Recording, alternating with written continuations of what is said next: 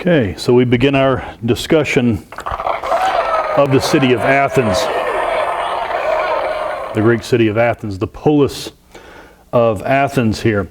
The reason we will be discussing this one is because this is where we start Western civilization. This is the start of Western civilization. We could have started the class right here, as this is the beginning of Western traditions, what it is to be Western. Looking at the culture of Athens, a vibrant culture. Everything that you could think of and culturally begins here in Athens. Art, drama, philosophy, all the college classes that you take, pretty much the Athenians discuss these things. Intellectual, it is the city, their goddess is Athena, and the city is all about using your brain. This is the brilliant city of brilliant scholars, and pretty much everyone in the city prides themselves on being smart. And it is the birthplace of full democracy, democracy in which every man participates. It's a very male-dominated society, but as far as democracy goes, they will hit the extreme heights of it. And yet, they will maintain their fighting quality. All of these Greeks fight, and the Athenians are no different. In fact, they are very good fighters. They would be just a step below the Spartans. And this is going to be important later on, because actually Athens and Sparta will be waging war later on against each other. Where is Athens located? Athens is located on the Greek peninsula. On a peninsula off that peninsula, the peninsula is called Attica. And Athens is an inland city down this peninsula. And it'll be centered around an acropolis, a very recognizable acropolis, the city of Athens.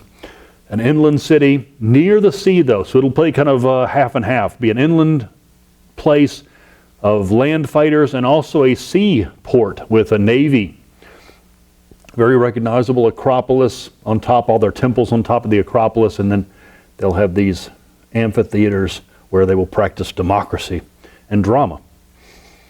The most fascinating aspect, obviously, is the evolution of the government here. How did Athens develop democracy?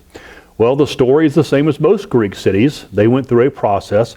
In the 700s, as civilization returned to them, they would throw off their kings. They had monarchy in the 700s, and they eventually threw that off. By the 600s, we see them with an aristocracy. This fits the mold of Greek cities.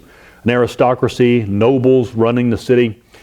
And it's about this time here in the 600s that trouble arose. As they go into the 600, into the 500s, real trouble arose. What kind of trouble are we talking about? Well, one of the problems is debt. People, the citizens of Athens, began to fall into debt. And when they did, they would be enslaved for this. If you owed a debt to a nobleman, you could be enslaved. The enslavement of citizens, Athenians owning other Athenians because of debts. This starts to be a problem, especially as these numbers begin to build. Another problem is that the nobles, when confronted with the people, as the people want more rights, the warfare is going on, the hoplites want rights, the noble response was to not give an inch. In fact, one of the famous stories is one of the Athenian nobles named Draco. Response was to tighten the rules even further when confronted with resistance by the common man. And Draco will give us the term draconian, new laws that are even more abusive than the ones before. Not a good response. In fact, Athens here in the 600s into the 500s appears to be headed for revolution. The common people can only take so much before they rise up. And what makes Athens great is that just in the nick of time, just as trouble is brewing and the peasants are starving and revolting, they make the changes just in time. The man who does it first is a nobleman. Draco's gone now, and this nobleman named Solon will take over the city, sort of a tyrant, but doesn't fit the mold of tyrant. This is a nobleman making the changes. In 594, he will basically take over Athens. He will rule Athens as a benevolent dictator, as what we call the Archon of Athens, and he will make the changes. He will go down in the history books as a great nobleman making the changes. First and foremost, we cannot have slavery. We cannot have Athenians enslaving each other over debts, and so he will just cancel debts. That's it. If you were a nobleman and you gave money to people, then you just lose that money, and we will not be enslaving our own citizens, making that necessary change. Also allowing a few more people into government, just kind of the starting of, okay, let's increase the the noblemen who rule the city. Just a little bit of more representation. But there's still trouble out there. This doesn't change everything. The troubles are still brewing. The problems remain. Some of these problems include land. Once you've ended slavery, that's great, but then what about the people who were slaves? They don't have land, so how can they function? They're going to end up working for the wealthy people anyway. The nobles own the land. And so what about money? If you want a vibrant economy, you need to have money in circulation. A barter system just doesn't work very well on a larger scale, and so we need money in circulation. The nobles tended to just hold on to all the money. It's going to take a tyrant, a real tyrant. Actually, Athens will have two of them, back-to-back tyrants. It'll take two to make the necessary changes. So what about the tyrants of Athens, the official tyrants, not just Solon, but these real tyrants? The first one is Pisistratus. Pardon my Greek there, it's a very difficult name to pronounce for me. Pisistratus, around 560, all the way down to 520, so a nice reign there of this tyrant. He fits the mold exactly, gaining the popular support. The city needs more changes, and he will do it. He will lead the population against the nobles, break them finally. And what do you do when you're the tyrant? You need to fulfill your wishes, what you ran the people for. He will begin issuing coinage. They had silver mines available, and he will now issue silver coinage. The commerce will flow, the city will prosper, and he will spend the tax money the way that a good tyrant should on public works, such things as roads, bridges, sewage, water, good water coming in, bad water going out. The harbor, the Athens harbor is called, can't remember the name of the harbor right now, but improving the harbor and increasing trade. When you increase the harbor size and you begin to build a navy, you can have increased trade. Piraeus is the name of the harbor. So we have a lot of naval action out of Piraeus into Athens. Then we have another tyrant. Tyrant number 2, a man named Cleisthenes, and again we're moving closer to 500 now. So Cleisthenes takes over the city and makes the final changes here, bringing Athens into its golden age. By 500, Athens is in its golden age period, bringing in the full democracy. This is the wise man who created full democracy for the city.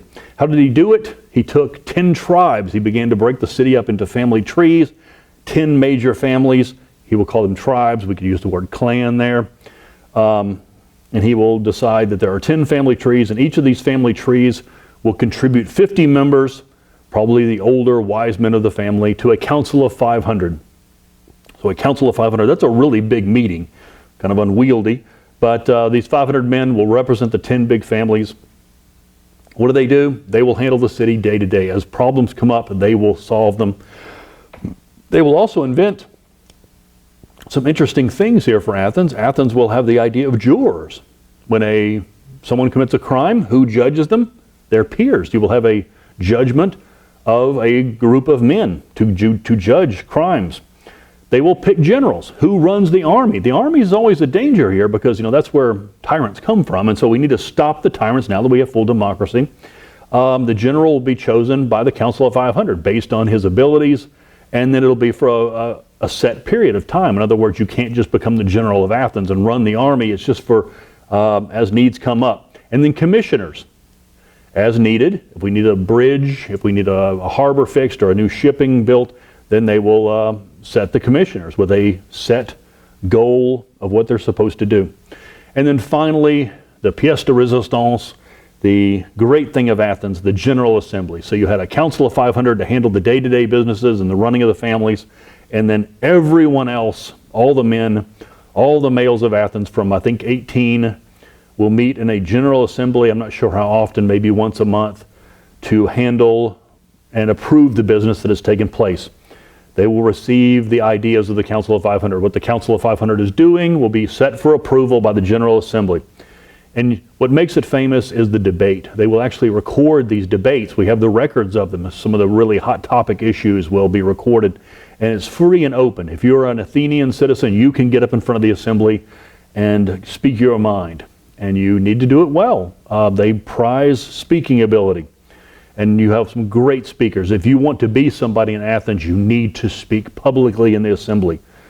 In fact, if you want your son to be famous in the city, you need to teach them how to speak. And so public speaking is a prize of the Athenians. You have to get anything done, you have to speak publicly. The assembly is still there. You can see it on the side of the Acropolis, where they would all meet, seating on the side of the hill for thousands of people, a stage down below. This also functions for drama. We'll discuss drama later on. And the greatness of Athens, this wonderful city there, has made a peaceful transition from kings in the Dark Ages to full democracy